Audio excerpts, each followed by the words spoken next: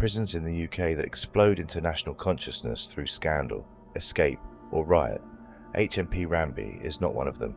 Instead, it's something more dangerous and more telling. It is a prison that doesn't burst into flames, but quietly burns from within.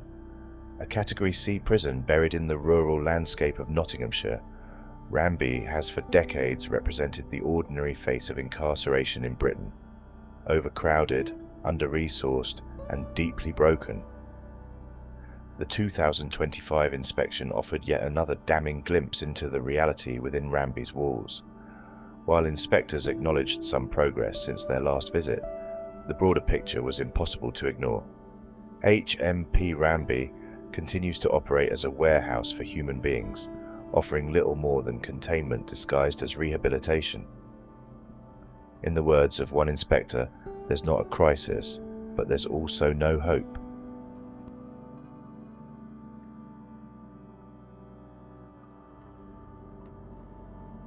HMP Ranby houses just under 1,000 adult male prisoners, many of them serving medium to long-term sentences. Category C means they are not considered high risk to the public, but still too dangerous to be held in open conditions. That category is misleading. Many prisoners in Ranby are older, physically ill, mentally unwell, or caught in endless cycles of addiction and institutionalization. This is not a prison of hardened gangsters and kingpins. It's a prison full of forgotten men, poor, undereducated, traumatized, and in many cases, deeply unwell. In 2025, the number of prisoners receiving mental health care in Ranby had risen by 20%, and the staffing had not kept pace. Self-harm remained a daily occurrence. In one 3-month period, over 190 ACCT suicide risk documents were opened, some, according to inspectors, without proper care or follow-up. One inmate put it bluntly, "They don't care if you live or die, they just want you quiet."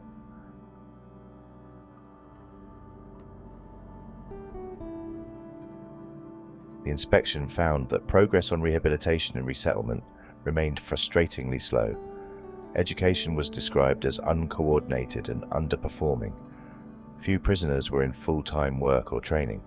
Many waited months for a place on a basic skills course, and sentence planning was in chaos. At the time of the visit, nearly 1/3 of eligible prisoners had no active sentence plan. This isn't just inefficient, it's dangerous. Without proper sentence progression, prisoners are blocked from parole, delayed from moving to open conditions, or denied re-entry into society altogether. The knock-on effect is institutional rage and despair. Men who could and should be progressing toward release are instead left languishing in cells, locked up for 22+ hours a day with nothing but a TV, a metal bed frame, and the scream of their own thoughts.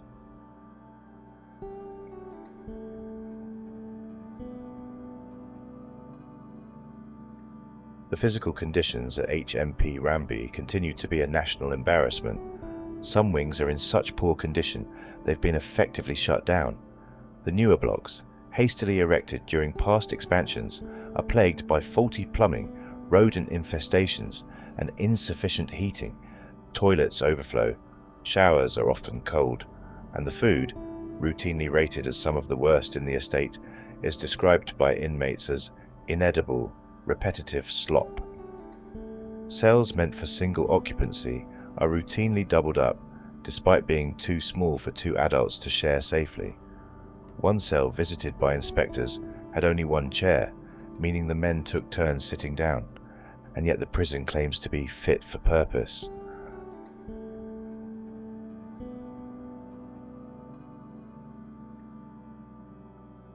Drugs at HMP Ranby are not just a problem, they are the economy. From spice to pregabalin to synthetic opioids, the flow of contraband into the prison is persistent, with drones, corrupt staff, and mail-based smuggling as the primary vectors.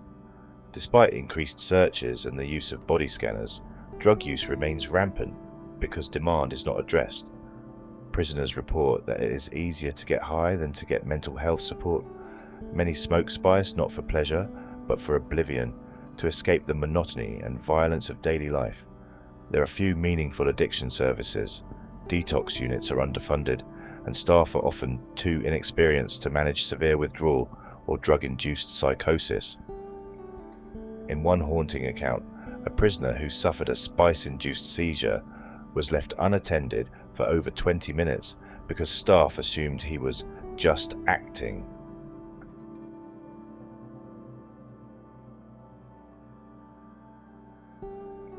Perhaps the most alarming element of the 2025 inspection is the condition of Ranby's staff culture. New officers, many on their first job out of school or university, are thrown into chaotic wings with minimal training. Turnover is high. Morale is low. Many experienced officers have left, burned out by years of systemic dysfunction. There are not enough staff to unlock all prisoners safely. This leads to restricted regimes where prisoners are confined for 23 hours per day. Education is cancelled. Visits are cut short. Violence goes unchecked. And into this environment comes a deeply cynical dynamic. The staff don't trust the prisoners, and the prisoners don't trust the staff. One officer, interviewed anonymously, said, "We're not officers anymore. We're zookeepers."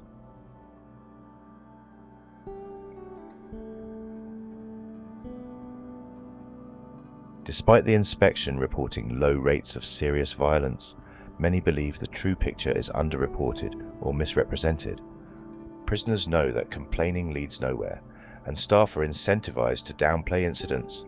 But the signs are there: slash wounds, black eyes, improvised weapons, and broken doors. In 2025 alone, there were over 200 use-of-force incidents and several near-fatal overdoses. Most never made the news. And then there's the silent violence, the bullying, the threats, the debt-related pressure, and the emotional abuse. These happen in every corner of Ranby. They don't show up in statistics, but they are deeply real.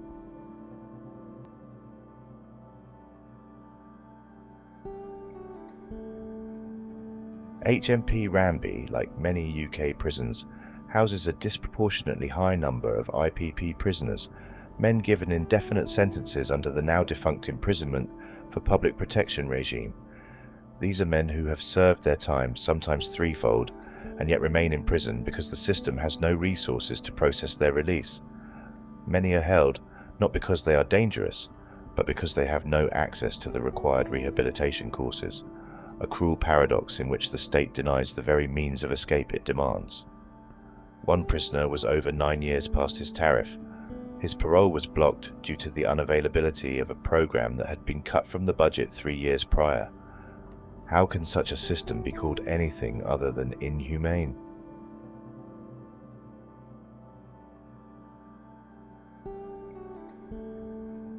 The 2025 report cautiously states that Ranby has made reasonable progress in some areas. But reasonable progress in British prison speak means this: things were so bad last time that any marginal improvement is treated like a miracle. Yes, induction is more organised. Yes, bedding has improved. But these are the most basic human rights. A prison cannot claim progress simply because it now provides what it should have never stopped providing. To describe HMP Ranby as making progress is like applauding a ship for plugging a few leaks while it still sinks slowly into the ocean.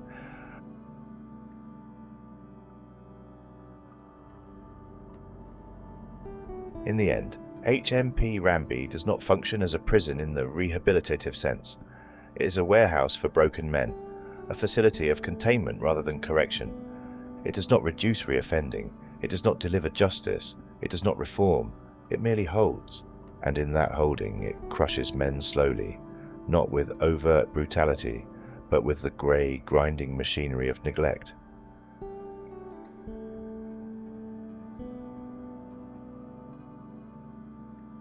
Britain's prison crisis is not just about the numbers, it's about the silence. It's about prisons like Ranby that continue to operate beneath the radar, underfunded, overcrowded, and under-inspected, while lives are destroyed not through violence, but through abandonment. HMP Ranby is not broken because it has collapsed. It is broken because it keeps going.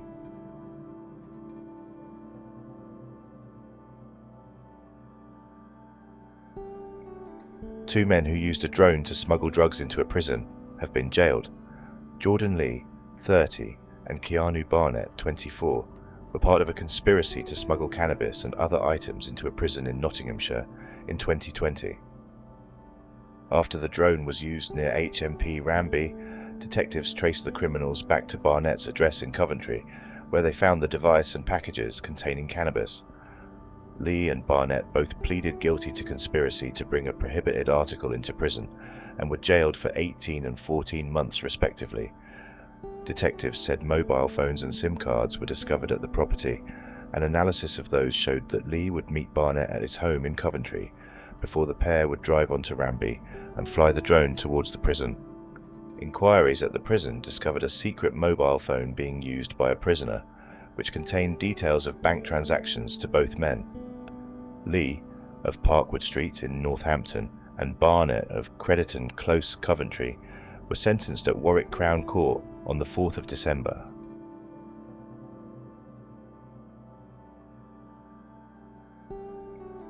Police received a report from a solicitor's firm in Leicestershire that someone had attempted to fraudulently print some paper in their name using their company logo.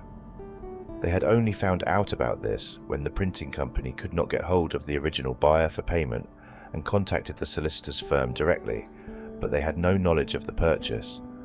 Inquiries revealed it was Miss Fitzgerald who asked for the letters to be printed. Staff at HMP Ranby intercepted mail addressed to Mr. Smith, a serving prisoner who was Fitzgerald's partner at the time, which tested positive for spice. Other items of mail, addressed to other prisoners and sent in the same manner, were also recovered. The investigation led to both being charged, and eventually both were sentenced. Mr. Smith, of King Street, Colville, Leicestershire, was handed a 4-year prison sentence after pleading guilty to causing someone to bring a prohibited list or article into prison. Miss Fitzgerald, of Basford Road, Basford, was handed a 2-year sentence, suspended for 2 years, after pleading guilty to bringing a prohibited list, a article, into prison. Detective Constable Gemma Patterson of Nottinghamshire Police said, "This has been a complex investigation with different force departments, including CID, the Gedling Operation Reacher team, neighbourhood policing and tactical support group teams, all working closely together to help build the case. This successful operation shows how police and prison staff are very much alive to methods used to try and smuggle drugs into prisons, and how they can work effectively together to tackle the issue and bring offenders to justice.